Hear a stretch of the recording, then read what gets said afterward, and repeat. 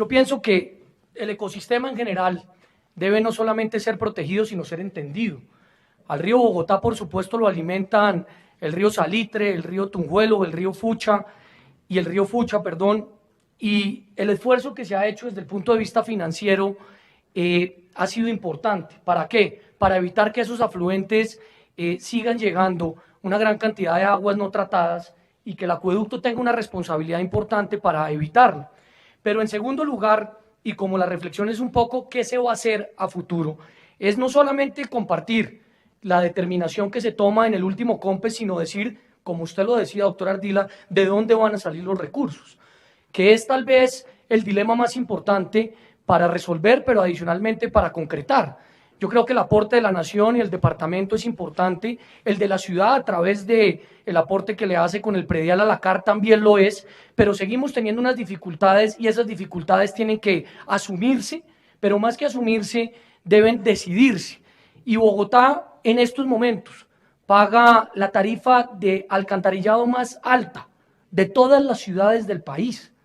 Y precisamente lo hace porque hay una destinación que en una medida o en otra debería estar dedicada de manera exclusivamente a esa descontaminación del río, que no está llegando a esa actividad. Por eso la determinación en mi gobierno va a ser precisamente esa, voluntad política para lograr superar este problema casi que milenario que cada vez que hay un debate sobre el particular se toca, pero adicionalmente ejecutarlo con los recursos mencionados. En general, la política ambiental y en particular la recuperación del río Bogotá es una zona en donde participa el Estado a través de una política, la empresa privada, pero sobre todo participa el ciudadano. Es decir, no hay una política ambiental sostenible si el ciudadano no participa. Y eso es cultura ciudadana. Y eso es parte de lo que nosotros estamos mostrando en nuestra fusión programática. El gran marco conceptual se llama cultura ciudadana.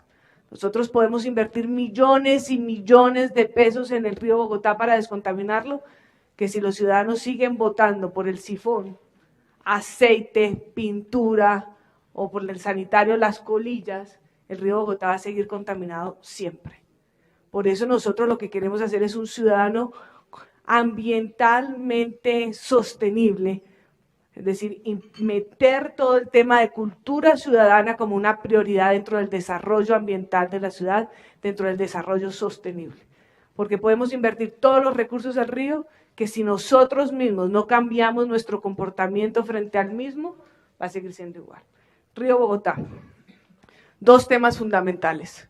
Utilizar la tarifa que hoy nos están cobrando a todos los bogotanos, bien.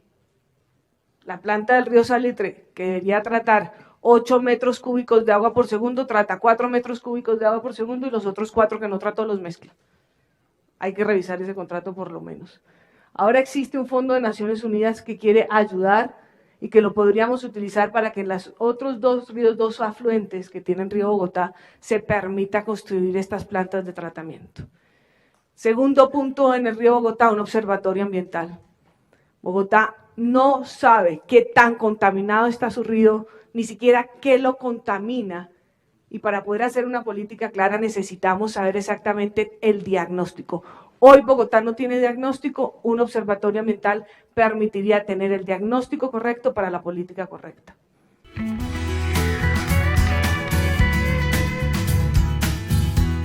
A principios del gobierno de Lucho se decidió suspender el proyecto de las 3 plantas, que era el proyecto de descontaminación del río en Bogotá, por el proyecto de canoas, que consiste en enterrar el agua del río Bogotá hasta casi 50 metros y volverla a bombear, porque hay que producir energía eléctrica con ello allá en Soacha.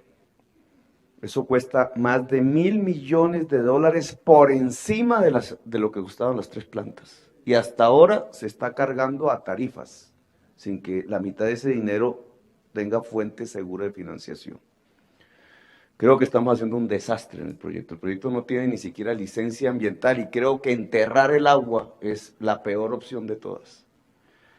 Por eso me propongo adelantar, aunque esto tiene un bemol, y es que los contratos están firmados y están en manos del cartel de la contratación, los de la descontaminación del río, por este método, me propongo lograr la descontaminación en la fuente, tema que no se ha analizado ni discutido en la ciudad de Bogotá, pero que no es solamente un tema de cultura ciudadana, de responsabilidad. La mayor carga contaminante es la orgánica, y la gente sigue usando el inodoro. La descontaminación en la fuente implica que por barrios, por edificios, por microterritorios, se puedan construir plantas de tratamiento del agua que después sale relativamente limpia hacia los afluentes. Primera ventaja, y es que descontaminamos también los afluentes y por tanto el río al final. Estamos hablando entonces de miles de puntos de descontaminación diferentes a las megaobras en Suacha o en el borde ya occidental, que permitiesen a partir de la iniciativa misma de la comunidad, se puede pagar esas descontaminaciones a partir de reducciones en tarifas si lo hace la comunidad, y nos permitiría en el conjunto de la ciudad un proceso mucho más eficiente de descontaminación del río Bogotá.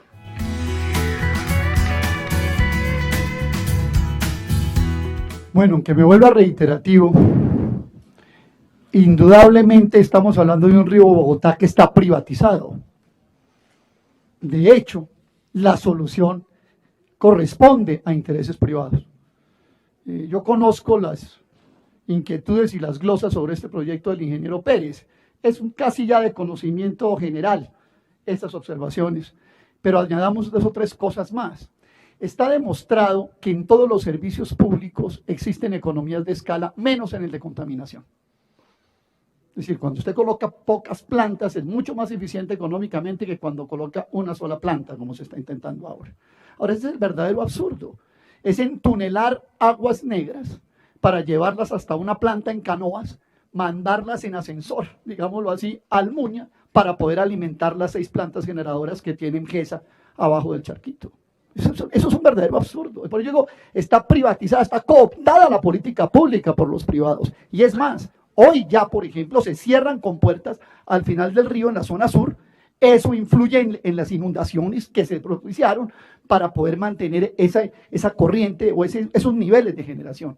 El río lo primero que hay que hacer es desprivatizarlo, desprivatizar la política pública, desprivatizar incluso el manejo de los embalses. Aquí estamos manejando embalses de alto nivel en épocas de verano que cuando llega el invierno pues sobrepasan por encima y generan todo un tipo de distorsiones que estamos generando. El río está privatizado por Engesa. Ese es un punto que es muy clave por señalarlo. Y en segundo lugar quisiera decir lo siguiente, no se puede analizar el río solo. Estamos analizando en el debate por partes la estructura ecológica de la ciudad. La estructura es una sola: cerro, reserva forestal, río, humedales, afluentes, etc. Y esto hace parte también lo del río como una expresión más del deterioro de una estructura ecológica principal de la ciudad que se ha deteriorado. Este dato es muy importante. Hace 50 años, una gota de agua que iba de los cerros al río Bogotá se demoraba 2 días. Hoy se demora 2 horas.